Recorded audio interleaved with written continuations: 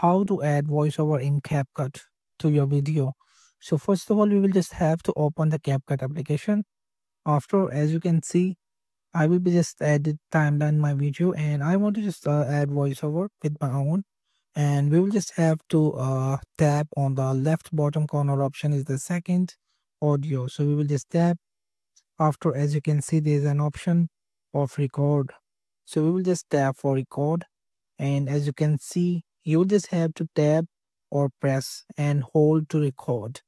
So I will just show you an example. Hello XYZ. So you will just have to record, and I will just play it.